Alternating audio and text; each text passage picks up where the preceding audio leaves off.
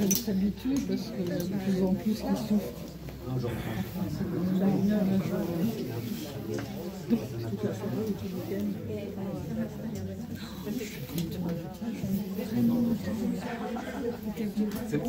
Oui, tout à fait. Mesdames, Messieurs, Ça serait peut-être vous embêter tout à l'heure. tout le monde est bien installé? Ça va? Tout le monde nous entend?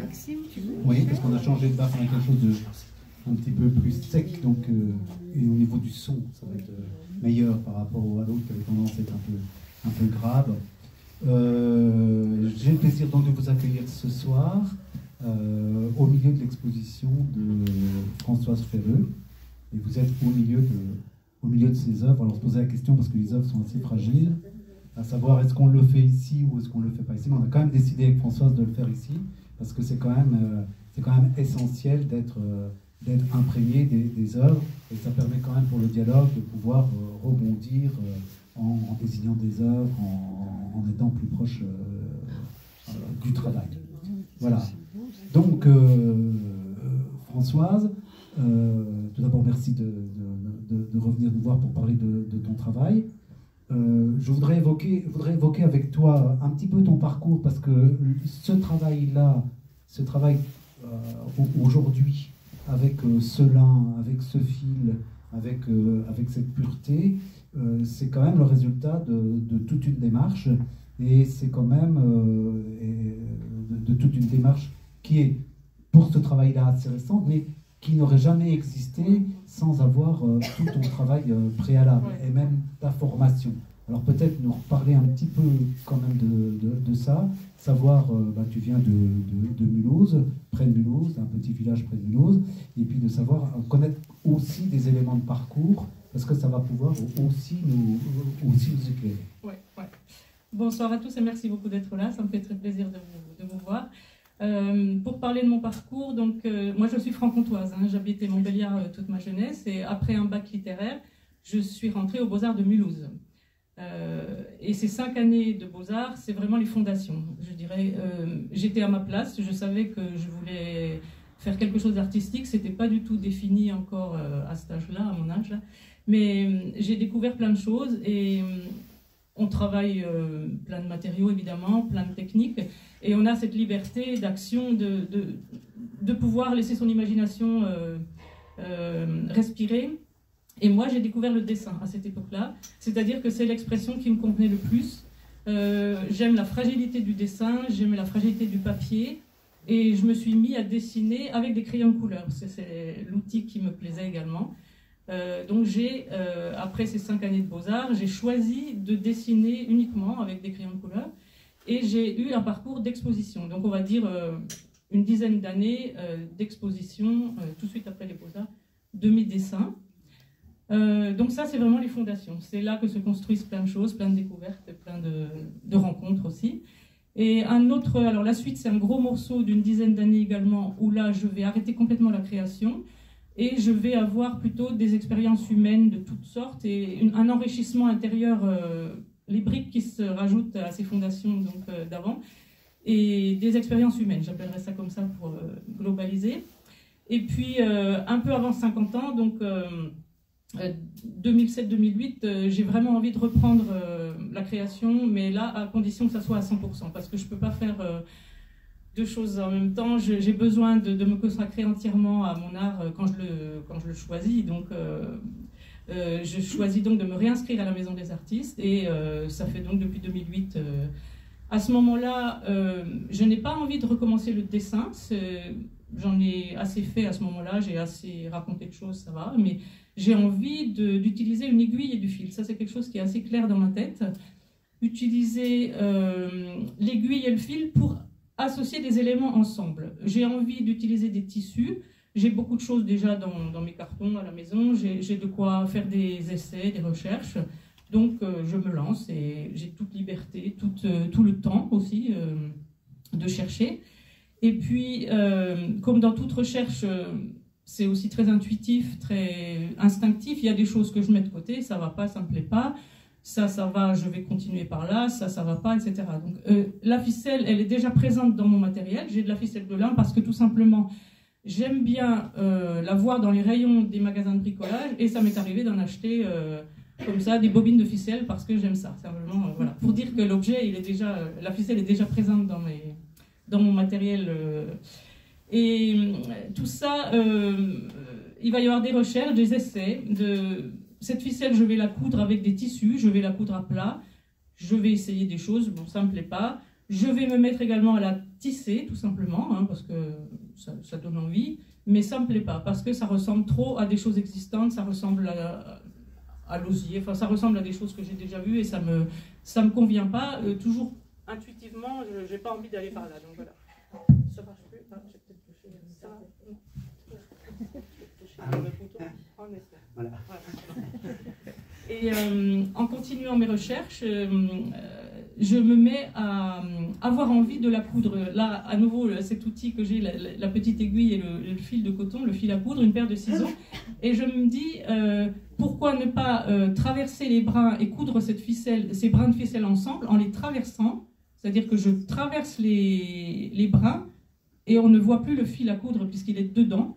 Comme si j'enfilais des perles, en quelque sorte, j'enfile ces brins dans l'aiguille, avec du fil à coudre. Et je fais donc des allers-retours dans ces brins, ce qui va devenir une texture. J'appelle ça une texture parce que ce n'est pas vraiment un tissu, même s'il y a une trame à l'intérieur, elle est invisible à l'œil nu, mais c'est une texture qui est solide. Ces brins sont cousus. Je peux choisir la longueur des morceaux que je coupe, je peux choisir le nombre de morceaux que je vais fabriquer, etc., etc. Donc il s'agit de fabriquer des morceaux qui ensuite seront cousus ensemble pour aboutir à une forme. Alors là j'ai un choix énorme avec tout ce travail, mais une forme qui aura forcément un lien avec la nature, ça c'est une évidence. Je ne vais pas faire des objets décoratifs, des objets qui, je sais pas, ça sera de toute façon un lien avec la nature. Voilà. Alors d'accord. Alors pourquoi l'arrêt de l'activité de dessin à un moment? Ah oui. Alors pourquoi cet arrêt brutal avant cette expérience humaine? Pourquoi tu arrives à un moment, parce que ta formation c'était quand même de base, une formation de beaux-arts et tout ça, donc tu te destinais quand même à être artiste, ou enfin à travailler dans le domaine de la création, et tu fais 10 ans et tu arrêtes. Parce qu'il se passe plein de choses dans une vie, comme chez beaucoup de personnes, et donc en fonction des rencontres et des événements, il va y avoir un changement de programme, mais comme je l'ai dit tout à l'heure, moi je ne peux pas faire deux choses à la fois. J'abandonne... mais pas avec des tas de regrets, mais j'abandonne mon activité artistique pour passer à autre chose qui n'est pas vraiment mon choix, mais bon, je passe à autre chose. Voilà. Et donc, la question que je pose derrière, c'est comment tu arrives à l'abandonner, quoi, parce que c'est tellement l'activité artistique, l'activité de création est tellement une activité intérieure. Et tu l'abandonnes quand même avec souffrance ou un petit peu, mais bon, c'est ma façon de fonctionner, c'est un choix, je le décide, et j'ai peut-être déjà beaucoup raconté de choses avec mes crayons, avec mes dessins, donc j'ai déjà pas mal fait. Donc c'est comme si j'arrivais à un virage qui est plus facile à aborder pour faire d'autres choses. Et finalement cet enrichissement, je le dis aujourd'hui parce qu'avec le recul c'est évidemment plus simple de regarder tout ça, tout cet enrichissement de travaux divers que j'ai fait après et de rencontres surtout, c'est extraordinaire, c'est-à-dire que ça construit ton travail futur, quoi. Tout le travail futur. Parce qu'en fin de compte, après, bon, je crois que tu m'as dit que tu avais travaillé dans un EHPAD. Oui, ça c'est les derniers travaux que j'ai fait, c'est ça. Le dernier travail que j'ai fait, cette relation-là qui est quand même pas une relation, qui est pas une relation forcément facile. Non, c'est pas facile, pas forcément ça, mais en tout cas qui est super riche de vie et d'humanité. Oui, c'est ça. Et ça, c'était un choix. Hein. Ça, c'est un choix d'aller travailler dans un EHPAD. Et ça construit aussi le travail créatif. Voilà, c'est ça. Ouais. C'est-à-dire qu'aujourd'hui, je me dis vraiment que ce que je fais là, je ne l'aurais jamais fait avant, je ne l'aurais jamais fait il y a 10 ans. C'est le résultat alors, quelquefois, je pose des questions embêtantes. Est-ce que le fait, par exemple, d'avoir cette richesse de relations dans ce travail et d'être confronté aussi à des expériences de vie et des expériences de mort, parce qu'il faut les dire comme ça aussi, est-ce que cette confrontation-là a quelque chose à voir dans le fait de repartir à des éléments essentiels, comme ne prendre qu'un fil et de ne travailler que sur la nature. Je pense que ça a du lien, forcément. C'est-à-dire que, encore une fois, c'était très intuitif. Hein. Je ne mettais pas des mots dessus, mais mon souhait de travailler uniquement avec une aiguille, du fil à coudre, une paire de ciseaux et la ficelle de lin, qui n'est pas un choix par hasard, parce que le lin, c'est quand même une plante extraordinaire. Donc ça me plaisait. C'est-à-dire que c'était vraiment une association parfaite.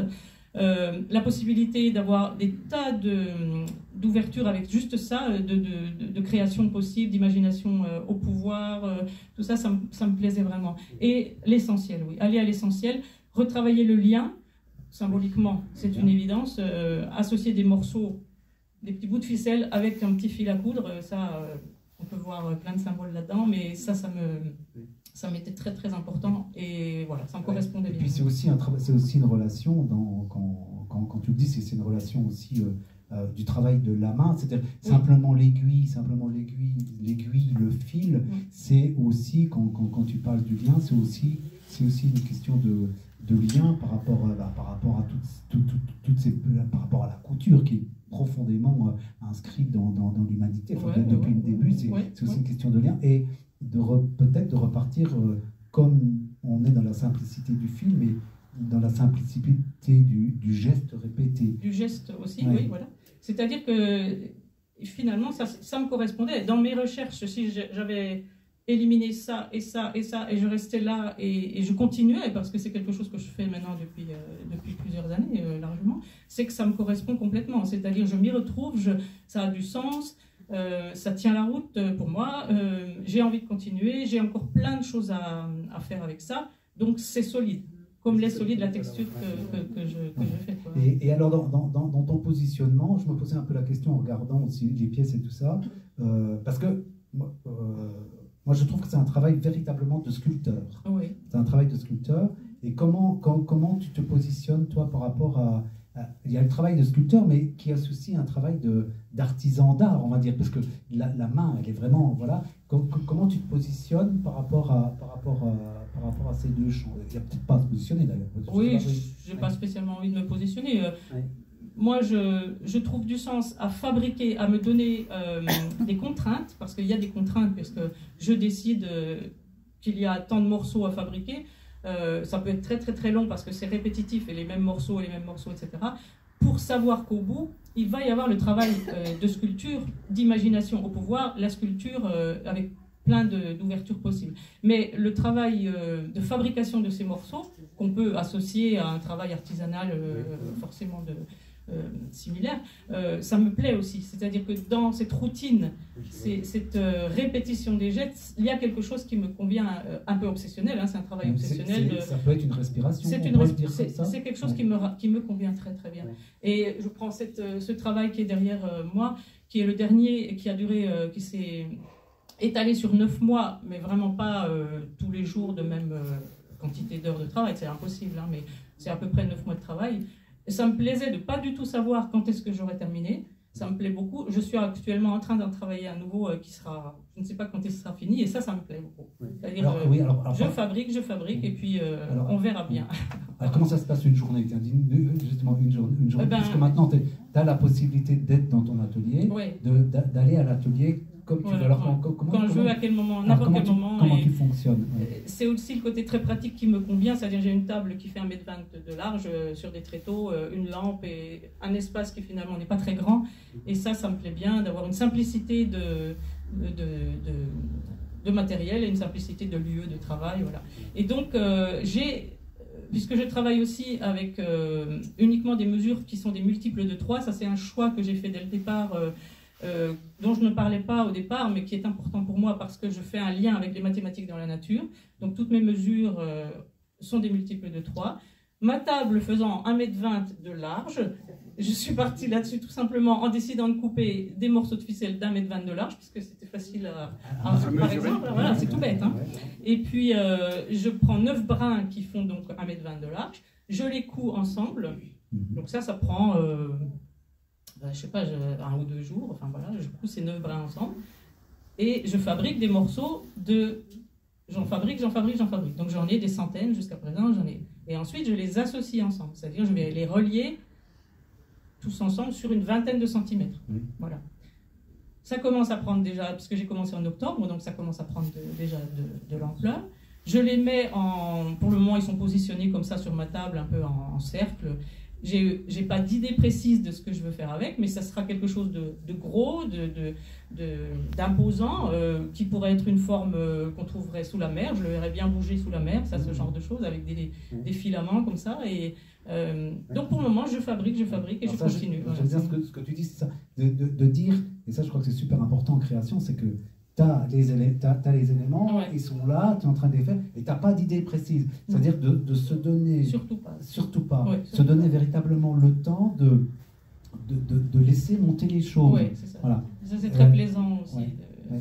Il y a de la matière, il faut fabriquer la matière. Donc ça, c'est long, mais c'est un deal. Et dans la fabrication de la matière, là, tu es comme dans une autre attitude. Tu es dans une attitude qui est peut-être plus méditative. Oui, voilà. Ça, j'aime beaucoup ça. J'aime beaucoup ça, rentrer dans ce travail. Je peux le reprendre à tout moment, je peux l'abandonner à tout moment.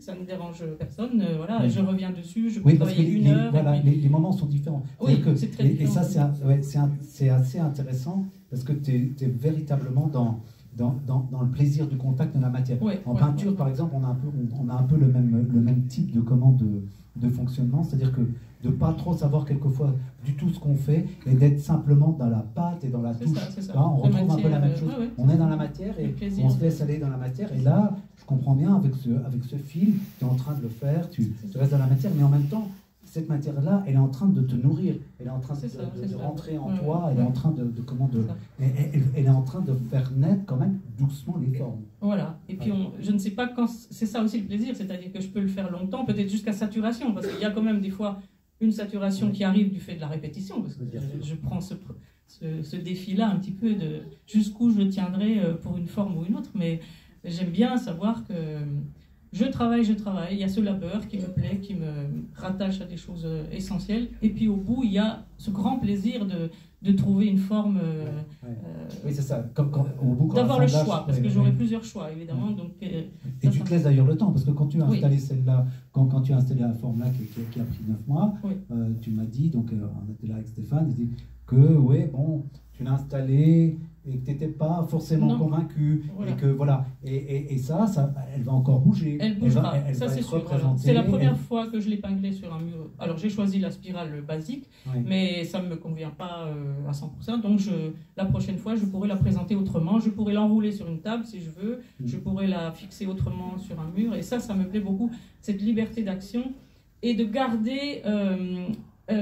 la vie, quoi, c'est la vie. C'est-à-dire, mes sculptures peuvent être vues d'un côté ou de l'autre, elles peuvent être bougées, elles peuvent être décousues et recousues autrement.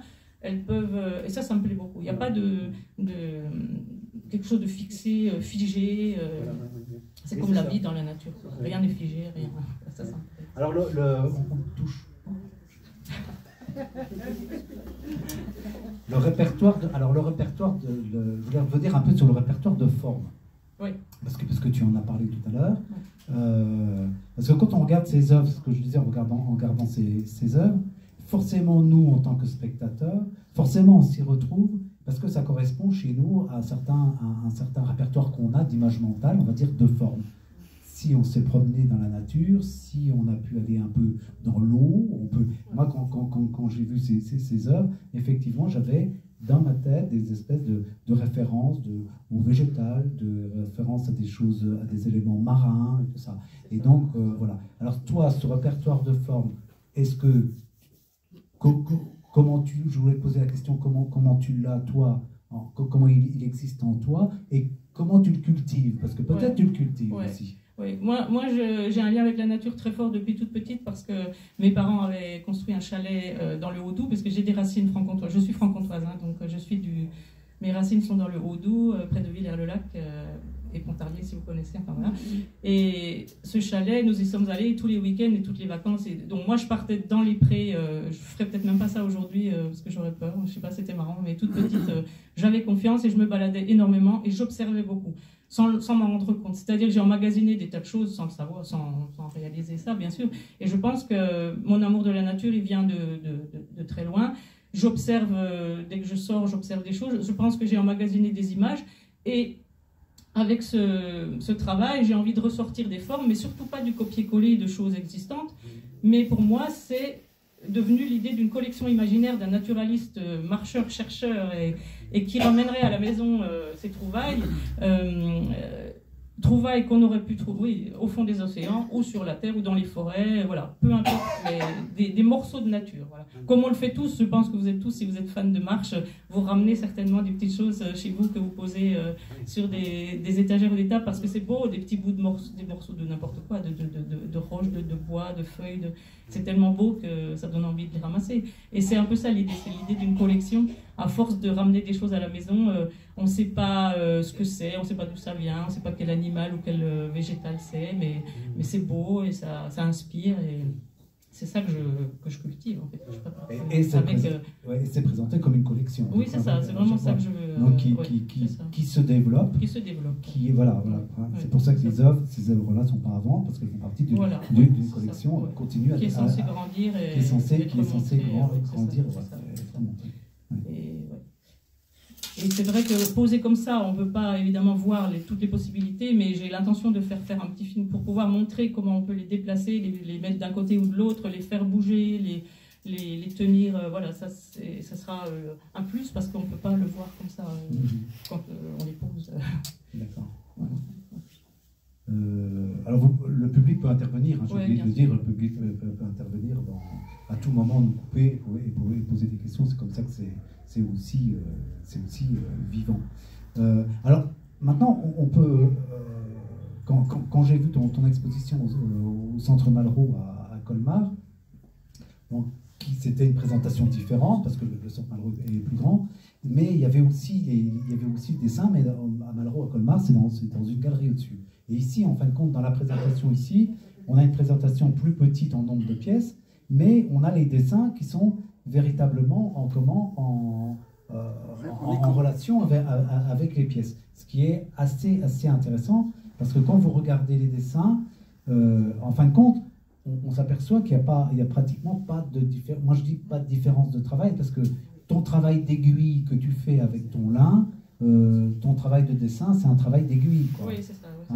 C'est ça qui me plaît aussi. J'ai fait une coupure avec la sculpture il y a 4-5 ans où j'ai eu envie de dessiner. Ça c'est revenu, donc le dessin qui était vraiment une grande partie de ma vie il y a longtemps, mais c'est revenu avec plaisir. Et par contre, là, j'ai abandonné les crayons de couleur et j'ai choisi un outil tout simple aussi. Pour moi, c'était quelque chose de simple, c'est le feutre. Des feutres noirs de graphistes, des feutres les plus fins possibles, encore une fois. Et j'allais pouvoir à nouveau, sur ce papier, travailler des petites surfaces très longuement, comme ça, des répétitions de gestes, des répétitions de traits. C'est l'équivalent de ce que je fais en effet avec l'aiguille. Et pour exprimer des matières, des textures. Et alors, comment tu démarres tu démarres simplement par, je dirais, un tissage en dessin. Et tu te laisses aller. Et je ne sais pas vers quoi. Il n'y a pas une composition présupposée. Non. Si on a des choses avec des blancs qui apparaissent, où le blanc est aussi important que le gris, ou les valeurs. Donc il n'y a rien de présupposé. Je découvre à mesure. Tu découvres à mesure. C'est-à-dire que tu vas commencer à travailler et tout doucement, ça va te donner une idée, tu vas partir sur une autre.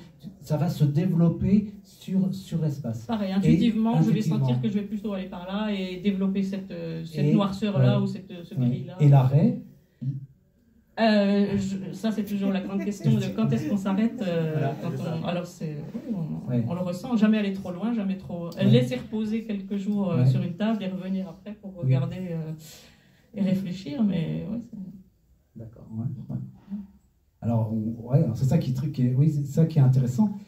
Alors, est-ce que c'est plus compliqué de le faire sur un espace-plan avec un outil comme le feu que de faire le travail directement avec la matière? Non, c'est pas plus compliqué, c'est juste un état d'esprit. C'est-à-dire qu'il y a eu un moment où j'ai peut-être saturé avec mes sculptures, et puis je suis revenue au dessin avec plaisir, parce que voilà, ça faisait très très longtemps que j'avais abandonné ça, et j'ai retrouvé le plaisir vraiment du travail sur ce papier que j'adore. Et c'était une phase, mais c'est pas. Après, je me suis arrêtée. Là, en ce moment, par exemple, j'ai pas envie de dessiner, donc je suis vraiment dans le travail à nouveau de la sculpture avec plaisir. Donc, ce sont des phases d'envie, Alors je regardais un petit peu aussi comment le travail, parce que le travail sur le textile, c'est un travail qui revient en ce moment en art contemporain. Il y a pas mal de gens avec des choses très diverses. Toi, comment tu te... Bon, on connaissait le travail de Simone Fulpin, qui était un travail... Alors, on a une similitude dans le sens où, moi je la connais depuis longtemps, j'ai connu son travail depuis longtemps avant de la rencontrer, je l'ai rencontrée il y a quelques années, mais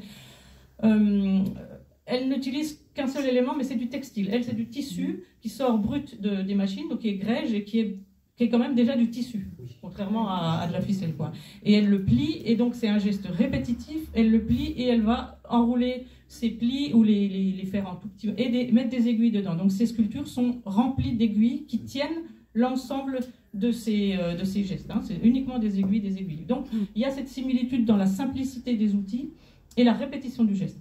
Et puis ces formes, il faut bien dire que ces formes font penser aussi à la nature, peut-être plus minérale, mais enfin c'est quand même un lien avec la nature. Donc c'est en ça qu'on se rapproche, mais ces couleurs, alors elle est dans le grège, hein, le beige, donc c'est quand même encore différent.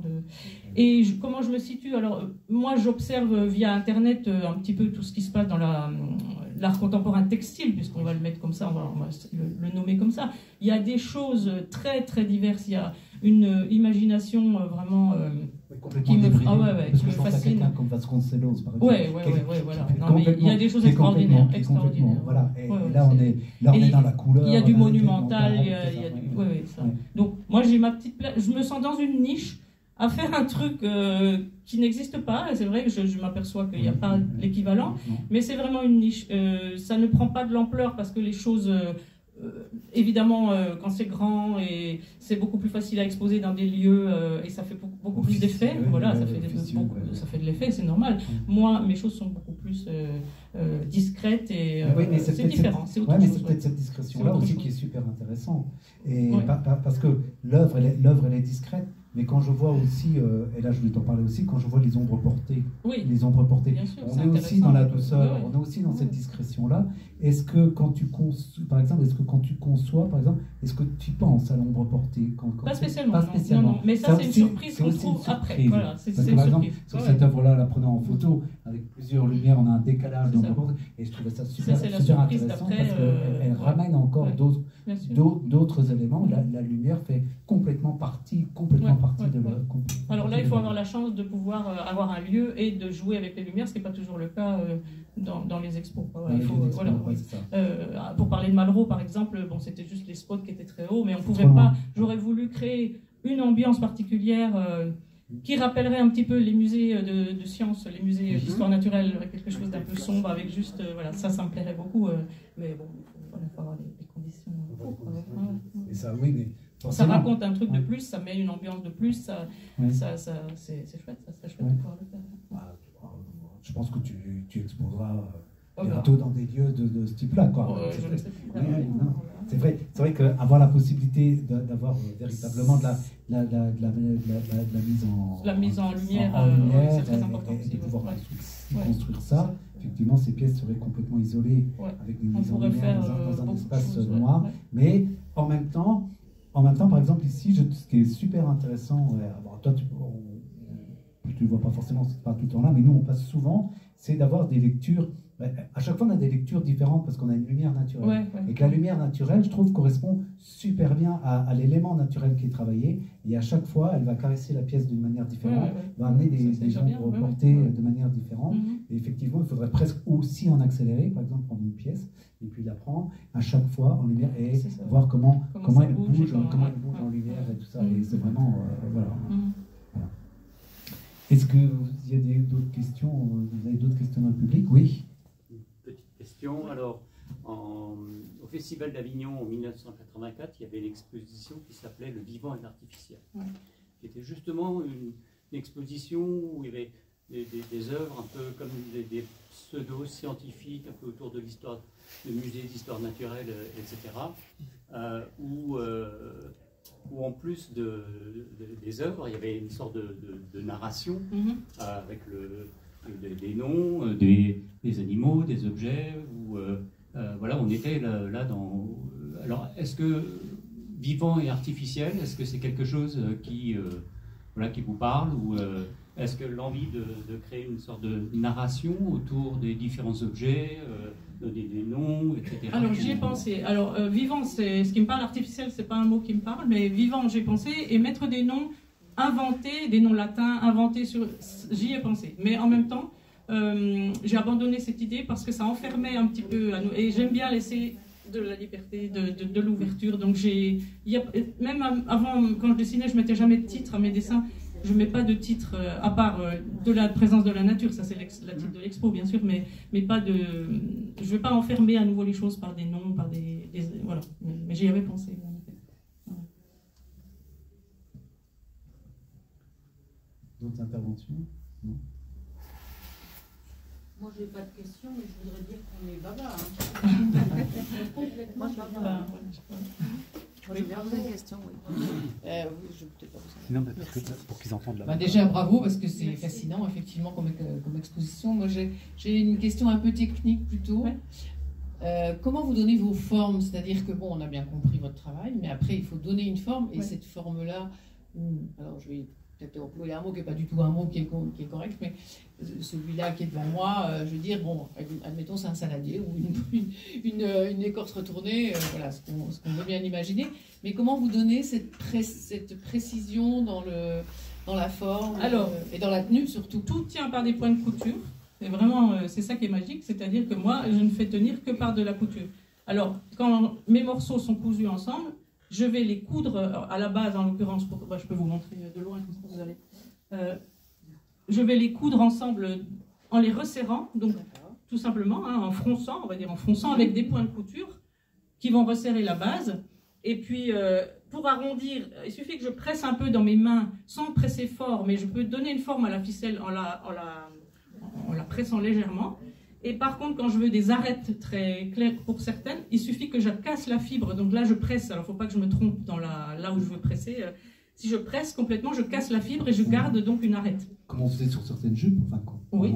Il y avait des jupes plissées où on cassait carrément. Il fallait avec un fer à repasser.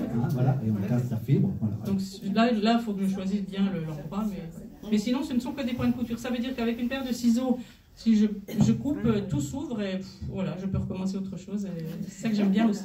Non, mais tu arrives toujours à trouver la même qualité de ficelle de lin, parce qu'elle est un peu enduite, quoi. Elle a quand même de la tenue, quoi. La ficelle a de la tenue, c'est ça qui me plaisait aussi. Donc depuis quelques années, j'en ai acheté un carton plein de, je sais pas, il y en a peut-être 30 grosses bobines.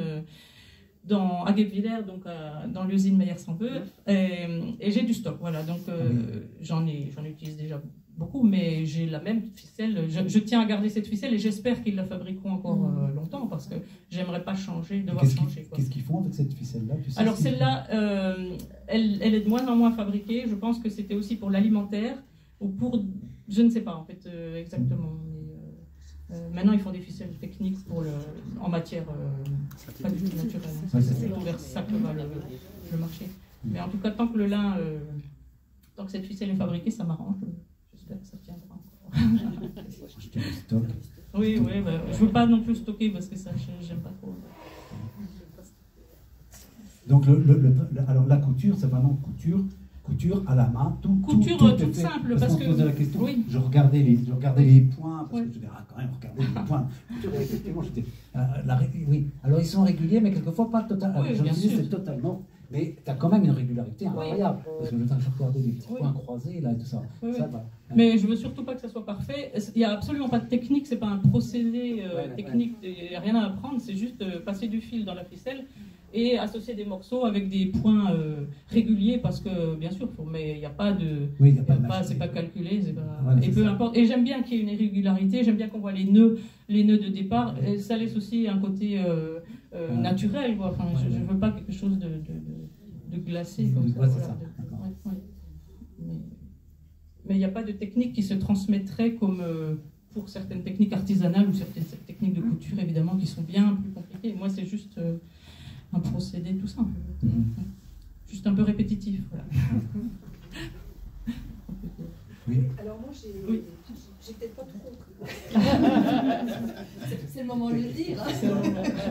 Parce que j'ai bien compris l'histoire des fils, Ouais. hein, mais le fil pour traverser, c'est forcément un fil qui est plus fin, Voilà, oui, c'est mais ça. qui est de la même couleur. Oui, ça existe, c'est du fil à coudre de coton. D'accord. Vous savez, Qui les est- palettes de fil à coudre que Ouais, vous et voyez qui est exactement de la même couleur. pratiquement, et très fin, fil de Très coton, fin. aiguille très fine Eh pour ben, pouvoir c'est ce que passer j'allais dans la dire, hein. ficelle. Il faut une aiguille Et pas très extrêmement longue, fine, et voilà, et ça des marche. bons yeux, quoi. Oui, ça marche. On ne blesse pas les doigts. Si, bien sûr, je me blesse un petit peu, mais c'est pas...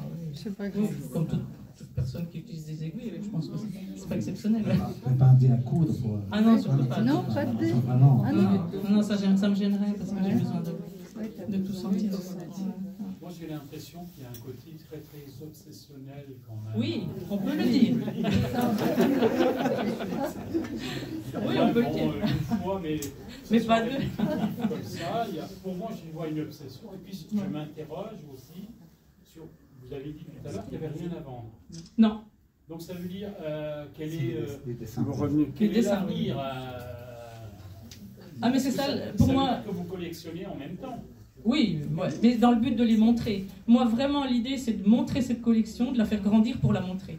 Mon rêve, c'est ça. Hein. C'est vraiment dans des lieux exceptionnels, quoi, qui la mettraient en valeur. C'est pour ça que je parlais de la lumière. C'est ça. Étudier la scénographie, étudier les supports, la montée. C'est ça que je voudrais. Là. Ceci dit, je peux répondre aussi un peu, c'est que tu poses une bonne question. C'est-à-dire que c'est le statut aussi de l'artiste, quoi. Ouais. Et le statut de l'artiste est de plus en plus.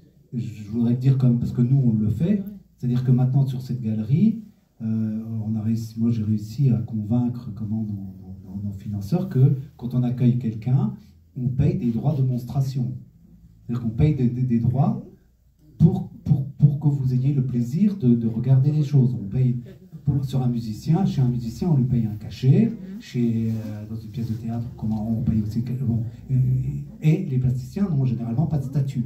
Alors nous, on paye des droits de monstration autant sur la galerie que sur l'artothèque. Bon, c'est forfaitaire, je voudrais aller plus loin, mais aujourd'hui, un artiste pourrait effectivement vivre qu'en montrant, qu'en étant rémunéré pour le fait de montrer et d'exposer. Et ce qui serait tout à fait logique. Parce qu'on est toujours là en tant que spectateur à prendre comme ça, et c'est du tout gratuit, quoi. Et alors que non, derrière, il y a une démarche, derrière, il y a un travail. Et quel travail? Et donc, il y aurait normalement, si tout, parce que c'était voté par la Chambre des députés, le droit de monstration. Ça s'appelle le SODAVI, ça s'appelle le schéma d'orientation et de développement des arts visuels. Et normalement, toutes les collectivités territoriales de notre pays, quand elles exposent un artiste, devraient lui payer un droit de monstration. Et pas dire toujours, oh ben, de toute façon, il fait de la peinture, il vend ses toiles, machin, donc il vit tout seul. Mais non, c'est pas vrai. Les artistes ne vivent pas en beaucoup de mal, surtout quand on est en train, surtout quand on part dans une véritable recherche, et surtout quand on a cet engagement-là, quoi. Voilà. Oui, c'est ça. L'engagement, c'est ce mot qui me va bien aussi. Et une recherche, quoi. Une recherche et dans la durée. Ça me plaît bien, dans la durée. D'où le côté obsessionnel. Ouais. Un choix déterminé qui me convient aussi, bien sûr. C'est une thérapie, c'est un médicament, et ça me va bien. Et donc, oui. Alors, dans ta journée, le retour à l'atelier, c'est un besoin viscéral, quoi. Donc, et même si tu n'y vas pas, est-ce que tu... moi, je fonctionne un peu comme ça, mais est-ce que même si tu es coincé que tu n'y vas pas, tu vas quand même juste jeter un œil, tu fermes, et puis ça t'habite, et puis ça... Oui, ça peut arriver, mais voilà. Si j'ai des choses à faire à l'extérieur, évidemment, ça fait partie de ma vie, c'est pas grave. Moi, je sais que je peux y revenir à tout moment, à n'importe quelle heure de la journée aussi, ça m'attend, il n'y a pas de problème, donc ça, c'est très rassurant aussi. Il n'y a rien qui sèche comme la peinture, il n'y a pas de produit. Oui, c'est très facile. Oui, c'est très facile. J'avais pas pensé à ça. Ouais. Ça sèche pas, c'est bien. Ça peut se faire à n'importe quel moment. Ouais, parce que la peinture, quelquefois, c'est différent. On dit quand tu tires un grand truc et puis un machin, ça coule. Faut mettre Autant ça, je me donne des contraintes dans la fabrication, mais il n'y a pas de contraintes au niveau des matériels, des choses qui sèchent. Oui, parce que ton matériel est toujours constant. Il est toujours constant. Il est toujours constant. Ah oui, c'est bien, c'est une bonne idée. Prendre que des éléments constants comme ça. Ça, c'est bien. T'as raison. Non, mais ça me va. Ça va bien, d'accord. Oui. Alors, vous parliez tout à l'heure de côté obsessionnel, mais pour autant, on a l'impression d'une émergence, on a l'impression de quelque chose de vivant. Alors, est-ce que vous partez dans votre idée de ce geste répétitif pour arriver, je veux dire, assez déferlante, assez vague, ou simplement à juxtaposer des plis, et au fur et à mesure, comment est-ce que ça se passe?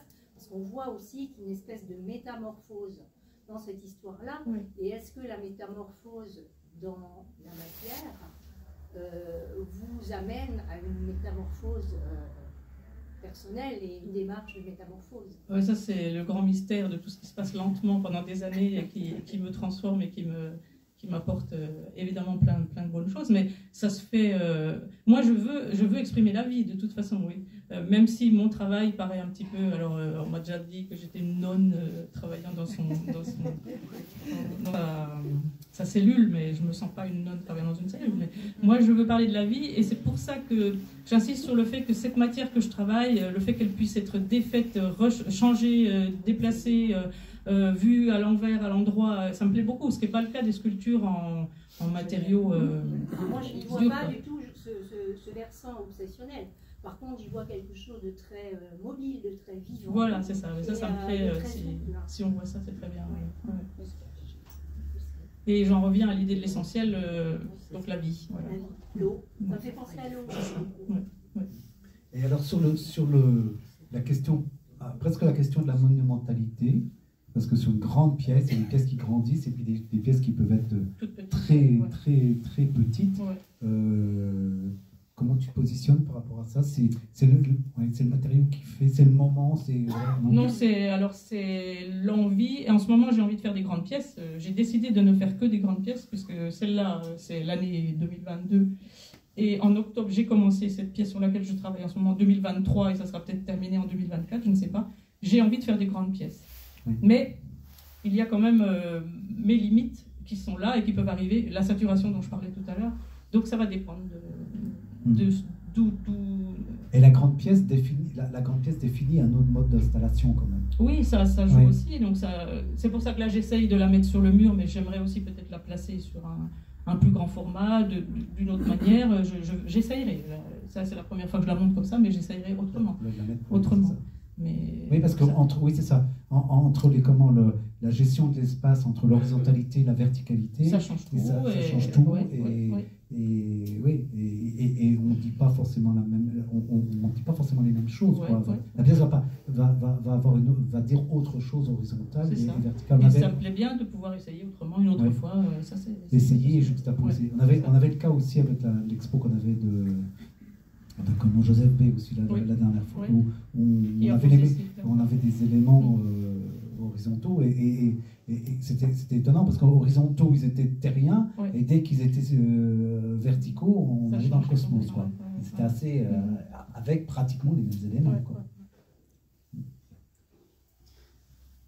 Moi je voulais savoir, quand vous partez sur une pièce, vous allez jusqu'au bout de cette pièce ou est-ce que vous faites à un moment une plus petite pièce ou pour Ah oui, non, quand je commence quelque chose, je vais au bout.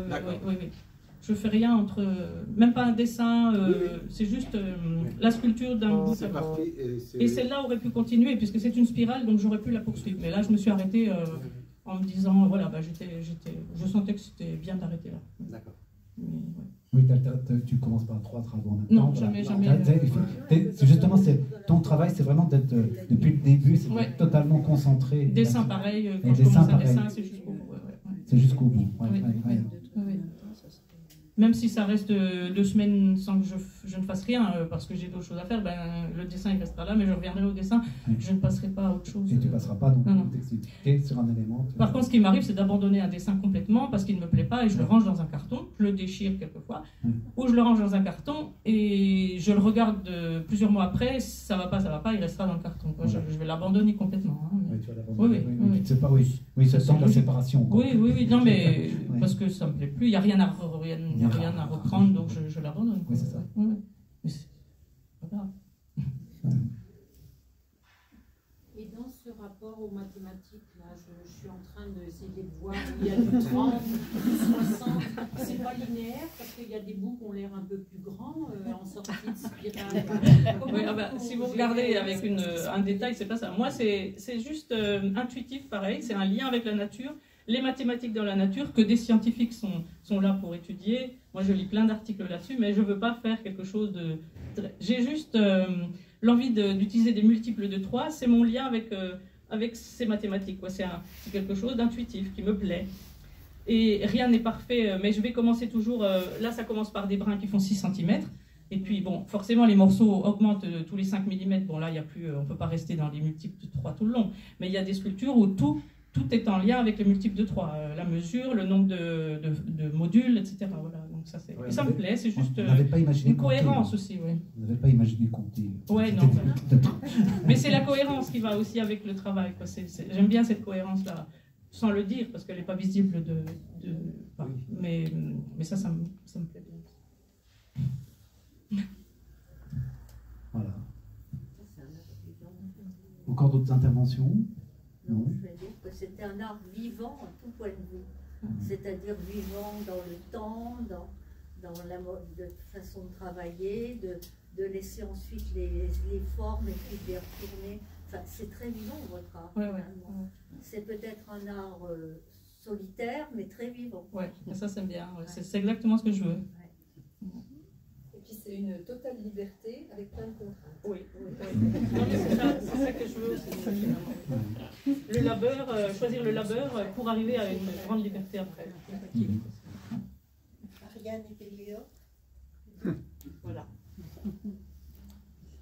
Bon ben voilà, donc s'il n'y a plus de questions parmi le public, on peut peut-être s'arrêter là pour cet entretien. En tout cas, merci de nous avoir éclairés, merci de nous avoir présenté ce beau travail qui continue à être présenté jusqu'au 22 avril, je crois. Voilà, donc en tout cas, merci d'être venu nous retrouver à Saint-Dié pour cette belle démarche. Mais ça m'a fait très plaisir d'être là. Merci. Merci.